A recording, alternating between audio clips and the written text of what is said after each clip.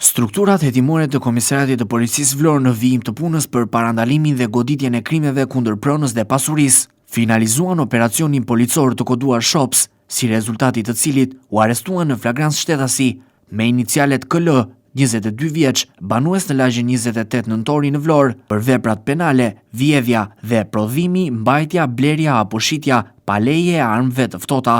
Nga veprimet hetimore ka rezultuar se ky shtetas është autori disa rasteve të vjedhjeve në disa dyqane në qytetin e Vlorës. Konkretisht, më datë 1 janar 2026, në lagjen 28 nëntori ka vjedhur me thyerje një dyqan. Më datë 2 janar 2026, në lagjen 24 maj, ka vjedhur me thyerje një dyqan.